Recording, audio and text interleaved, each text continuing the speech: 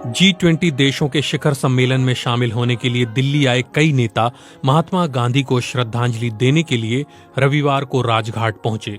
रविवार की सुबह रुक रुक कर बारिश हो रही थी। इसके बाद भी संयुक्त राष्ट्र के महासचिव एंटोनियो गुटेरेस, बांग्लादेश की प्रधानमंत्री शेख हसीना और कई अन्य नेता राजघाट पर नजर आए। इन नेताओं में अमेरिकी राष्ट्रपति जो बाइडन, ब्रितानी पीएम ऋषि सुनक और ऑस्ट्रेलिया के प्रधानमंत्री एंथनी अल्बनीज और तुर्की के राष्ट्रपति रेजेप तैयब एर्दोआन भी शामिल थे। इनके साथ साथ तमाम दूसरे देशों के नेता भी दिल्ली पहुंचे। हालांकि इन नेताओं में सऊदी अरब के क्राउन प्रिंस मोहम्मद बिन सलमान शामिल नहीं थे, जबकि वो सम्मेलन में हिस्सा लेने के लिए शनिवार को ही दिल्ली पहुंच चुके थे। ऐसे में कई लोग ये जानना चाहते हैं कि सऊदी प्रिंस के राजघाट पर ना होने की क्या कोई खास वजह थी। जानकारों का कहना है कि राजघाट पर प्रिंस मोहम्मद के ना होने का कारण महात्मा गांधी के प्रति किसी भी तरह का अनादर नहीं, बल्कि उनकी सल्फी विचारधारा हो सकती है। जामिया मिलिया इस्लामिया के Zakir Hussain institute of Islamic studies के पूर्व निदेशक प्रोफेसर अख्तरुल वासे कहते हैं, सल्फी यानी जिन्हें अहले हदीस कहते हैं, वो किसी भी तरह की समाधि या मजार पर नहीं जाते हैं।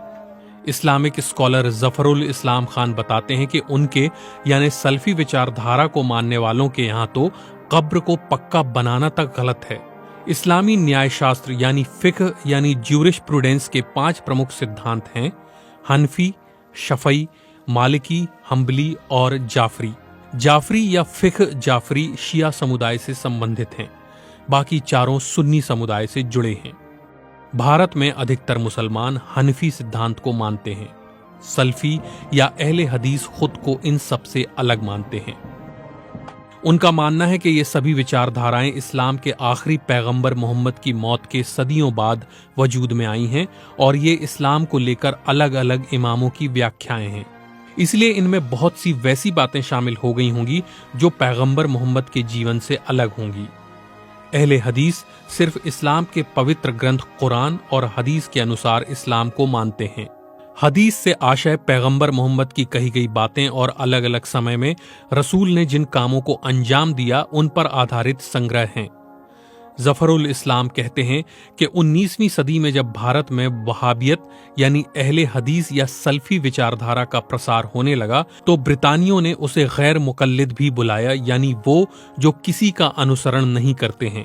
प्रोफेसर अख्तरुल वासे कहते हैं, किसी तरह की घटनाओं से जुड़ी 3 जगहों पर जाना ही वो मुनासिब समझते हैं: मस्जिदुल हराम यानी काबा, मस्जिदुल नबवी और मस्जिदुल अक्सा। सऊदी अरब के मक्का में स्थित काबा का निर्माण इस्लाम के पैगंबर इब्राहिम से जोड़कर देखा जाता है, जबकि मदीना में मौजूद मस्जिदुल नबवी में पैगंबर मोहम्मद की कब्र है। मस्जिद अक्सा यरूशलेम में है और मुसलमान ये मानते हैं कि पैगंबर यहीं से अपने जीवन काल में जन्नत को गए थे। मदीना में मौजूद पैगंबर मोहम्मद की कब्र को भी पक्का नहीं किया गया है और चारों तरफ से घेर दिया गया। मक्का और मदीना में रसूल के परिवार के लोगों और साथियों की कब्रों तक को मिटा दिया गया है, क्योंकि सल्फी विचारधारा में इस पर सख्ती से मनाही है। प्रोफेसर वासे कहते हैं कि आपने गौर किया होगा कि तुर्की के राष्ट्रपति रेजेप तैयब एर्दोआन राजघाट गए थे। वो हनफी विचारधारा से ताल्लुक रखते हैं। अरब मुल्कों और इस्लामिक देशों के बीच तनाव और प्रतिस्पर्धा की बड़ी वजहों में एक वजह अलग अलग देशों में इस्लाम की अलग अलग विचारधाराओं के अपनाने की भी रही है। जैसे सऊदी अरब और ईरान के बीच दशकों तक चला तनाव जो अब जाकर कम हुआ है और दोनों के बीच फिर से राजनयिक संबंध स्थापित हुए हैं।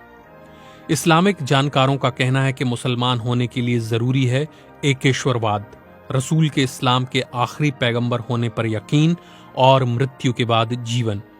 इन तीनों में किसी तरह का मतभेद नहीं है।